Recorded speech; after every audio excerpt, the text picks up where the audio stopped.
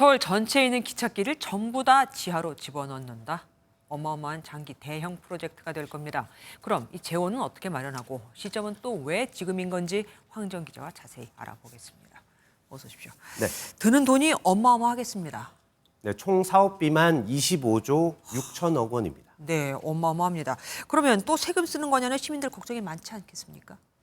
세금 쓸 일이 전혀 없다. 이렇게 시는 설명했습니다. 어떻게? 지하화하고 그 위에 땅을 개발하면 이익이 31조 원이나 나니 소위 5조에서 6조 원 정도 남는 장사라는 거죠. 네네. 이 기존의 철도 부지를 활용해 채권 등을 발행해서 먼저 돈을 마련한 뒤 이걸 지하화 공사에 쓰고 이후에 개발 이익으로 돈을 충당하겠다. 이런 계획을 가지고 있습니다. 그런데 왜 하필 이 시점에서 이걸 발표했느냐 하는 질문도 많습니다. 솔직히 해묵은 얘기잖아요. 네, 10여 년 전부터 사실 철도 지하화가 가능할지에 대한 용역 조사가 많았습니다. 문제는 역시 돈이었습니다. 네. 그러니까 말씀드린 상부 개발 계획 같은 게 없이 철도 지하화만 목표로 잡다 보니까 쓰는 돈은 막대한데 그에 따른 이 편익이 사실 크지 않은 겁니다. 이 번번이 경제 타당성이 없다 이렇게 결론이 났었습니다. 그러면 예전에 안 되던 개발이 지금은 된다 이겁니까? 그렇습니다. 예전에는 그러니까 철도를 지하로 옮긴다 이거밖에 없었기 때문에 네. 그 위는 그냥 빈 땅으로 두는 거였죠. 네. 그런데 올해 1월에 법이 하나 통과가 됩니다. 이 철도 지하화에 대한 통합개발법이 통과되면서 상부 땅을 개발할 수 있다. 이렇게 입법이 됐습니다. 타당성 조사도 아예 안 해도 되게 만들어졌던 거죠. 이 법 통과 뒤에 국토교통부가 전국 지자체에 철도 지하화를 하고 싶으면 10월 25일까지 제안서를 내라라고 했고 서울시가 그 제안을 오늘 한 겁니다.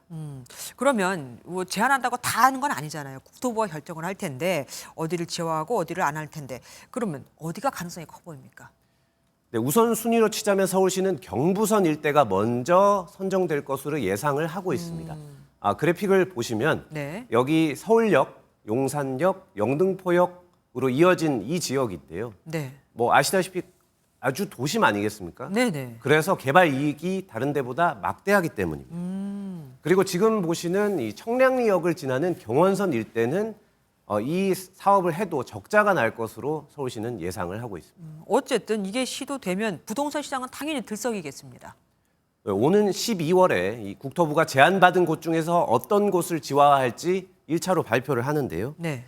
이 노는 땅이라고는 한 평도 없다는 이 서울 도심 한가운데에 벌어지는 대규모 개발이기 때문에 부동산 시장에 큰 영향을 줄 전망입니다.